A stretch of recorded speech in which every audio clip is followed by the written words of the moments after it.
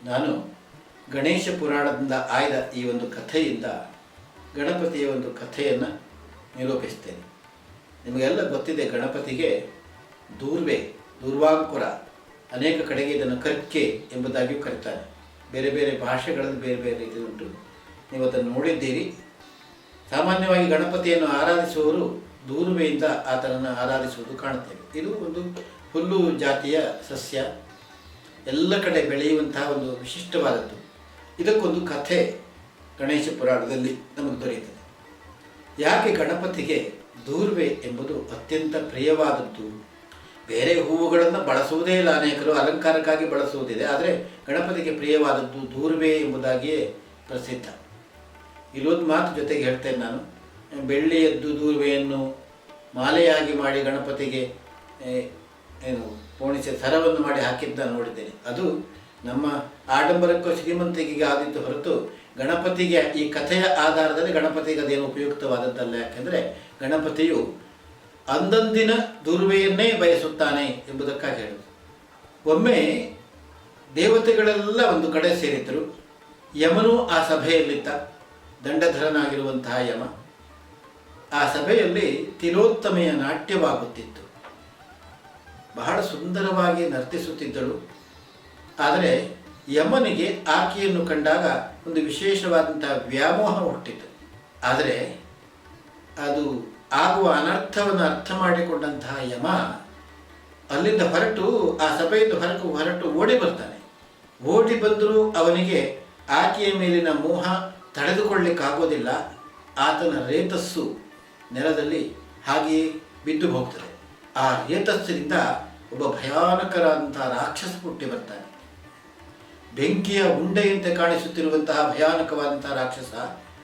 ಅವನು ಹುಟ್ಟಿದ ತಕ್ಷಣ ಊರೆಲ್ಲ ಆ ಬಿಸಿಯಿಂದ ಭಯಂಕರವಾದಂತಹ ಘೋರವಾದಂತಹ ವಾತಾವರಣ ಸೃಷ್ಟಿಯಾಗಿಬಿಟ್ಟಿತು. ಅನಿಯಂತ್ರಿತನಾಗಿದ್ದ ಆ ಅಸುರ.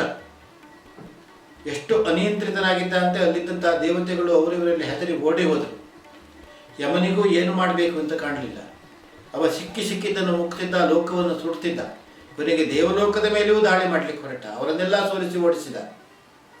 ಈಗ ದೇವತೆಗಳೆಲ್ಲ ಹೋಗಿ ಗಣೇಶನನ್ನು ಪ್ರಾರ್ಥಿಸ್ತಾರೆ.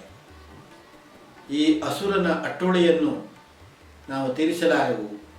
ಅವ ಬೆಂಕಿಯಂತೆ ಇದ್ದದ್ರಿಂದ ಇವರೇ ಕರೆದ ಹೆಸರು ಅನಲಾಸುರ ಅಂತ.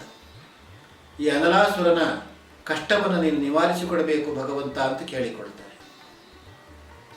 ಗಣೇಶನು ಆ ಅನಲಾಸುರನ ಮುಂಭಾಗದಲ್ಲಿ ಮೊದಲು ಬರ್ತಾನೆ. ಹೇಗೆ ಅಂದರೆ ಒಂದು ಚಿಕ್ಕ ಮೂರ್ತಿಯಾಗಿ ಬರ್ತಾನೆ.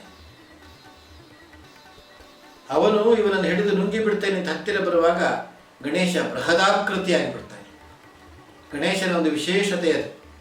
ಅತ್ಯಂತ ಚಿಕ್ಕದಾಗಿಯೂ ಕಾಣಿಸ್ತಾನೆ. ಇದ್ದಕ್ಕಿದ್ದಂತೆ ಬೃಹದಾಕೃತಿಯಾಗಿ ಆ ಅನಲಾಸುರನಿಗಿಂತಲೂ ಎಷ್ಟೋ ಪಟ್ಟು ದೊಡ್ಡದಾಗಿ ಕಾಣಿಸಿಕೊಂಡು ಆತನನ್ನು ಹಿಡಿದು ನುಂಗಿ ಬಿಡ್ತಾನೆ, ಕರಗಿಸಿ ಬಿಡ್ತೇನೆ ಅನಲಾಸುರನಂತ. ಆದರೆ ಭಯಂಕರ ಬೆಂಕಿಯಂತಿದ್ದಂತಹ ಅನಲ ಎಂದರೆ ಬೆಂಕಿ ಅಂತಲೇ ಅರ್ಥ. ಬೆಂಕಿಯೇ ಆ ರಾಕ್ಷಸ ರೂಪ ತಾಳಿತ್ತು. ಆ ಅನಲ ಗಣಪತಿಯ ಹೊಟ್ಟೆಯ ಒಳಗೆ ಸೇರಿಕೊಂಡು ಆತನಿಗೆ ವಿಪರೀತವಾದಂತಹ ಉರಿ ಶುರುವಾಗ್ತದೆ. ಆ ಉರಿಯಲ್ಲಿ ಗಣಪತಿ ಬಳಲ್ತಾ ಇದ್ದಾನೆ. ಅದು ಏನು ಮಾಡಿದರೂ ತಂಪಾಗೋದಿಲ್ಲ. ಚಂದ್ರನನ್ನು ತಂದು ಆತನ ತಲೆಗಿಟ್ಟರಂತೆ ಆಗಲಿಲ್ಲ. ಸಿದ್ಧಿ ಬುದ್ಧಿಯಿಂದ ಎಂಬಂತಹ ಎರಡು ಸ್ತ್ರೀಯರು ಆತನ ಸುತ್ತ ಬಂದರಂತೆ, ಅದೂ ಆಗಲಿಲ್ಲ. ನೀರು ಹಾಕಿದರು, ಏನೇನು ಕೊಟ್ಟರು, ಹೂವೇರಿಸಿದರು, ಯಾವುದೂ ಕೂಡ ಗಣಪತಿಯಿಂದ ಆ ತಂಪನ್ನು ತರಲಿಕ್ಕೆ ಆಗಲಿಲ್ಲ. ಗಣಪತಿ ಮೈ ಬೇಯುತ್ತಿತ್ತು. ಆಗ 88,000 ಋಷಿಗಳು ತಲಾ 21 ದೂರ್ವೆಗಳನ್ನು ಹಿಡಿದು ತಂದು ಗಣಪತಿಯ ಮೇಲೆ ಅದನ್ನು ಪ್ರೋಕ್ಷಿಸಿದರು. ಗಣಪತಿಯನ್ನು ಮುಚ್ಚಿದರು. 88,000 ಆದ್ದರಿಂದ ಆ ದೂರ್ವೆ ಏನಾಯಿತು ಅಂದರೆ ಇಡೀ ಗಣಪತಿಯನ್ನು ಮುಚ್ಚಿತು.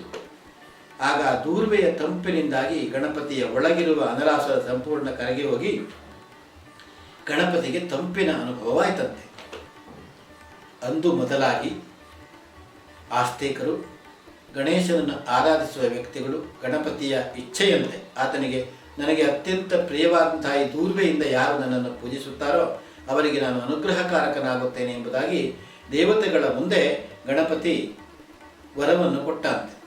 ಹಾಗಾಗಿ ಇಂದಿಗೂ ಅಂದಿನಿಂದ ತೊಡಗಿ ಇಂದಿನವರೆಗೂ ನಾವು ಗಣೇಶನ ಅರ್ಚನೆಯಲ್ಲಿ ದೂರ್ವೆ ಅನಿವಾರ್ಯವಾಗಿ ಅಲ್ಲ, ಅಗತ್ಯವಾಗಿ ತರಲೇಬೇಕು. ಗಣಪತಿಯ ಪೂಜೆ ಸಂಪೂರ್ಣವಾಗಬೇಕಾಗಿದ್ದರೆ ದೂರ್ವೆಯನ್ನು ಹಾಕದೆ ಗಣಪತಿಯ ಪೂಜೆ ಸರಿಯಾಗೋದಿಲ್ಲ. ಬಹಳ ಮುಖ್ಯವಾಗಿ ಗಮನಿಸಿ, 21 ದೂರ್ವೆಗಳ ಒಂದು ಕಟ್ಟ. 21 ದೂರ್ವೆ ಗಣಪತಿಗೆ ಬಹಳ ಇಷ್ಟವಾದ, ಆದ್ದರಿಂದಲೇ ಗಣಪತಿಗೆ ಅದು ಇಷ್ಟವಾದ ಸಂಖ್ಯೆ ಆಯಿತು 21 ಎಂಬುದು. ಅಂದು ಋಷಿಗಳು 21 ದೂರ್ವೆ ಅಂತ ತಂದು ಕೊಟ್ಟದ್ದರಿಂದ 21 ತನ್ನ ಪ್ರೀತಿಯ ಸಂಖ್ಯೆ ಎಂಬುದಾಗಿಯೂ ಗಣೇಶ ಹೇಳಿದರಂತೆ. ಈ ಗಣೇಶನಿಗೆ ಎಲ್ಲರೂ ದೂರ್ವೆಯಿಂದ ಅರ್ಚಿಸಿ ಆತನ ಅನುಗ್ರಹಕ್ಕೆ ಪಾತ್ರರಾಗಿ. ನಮಸ್ಕಾರ.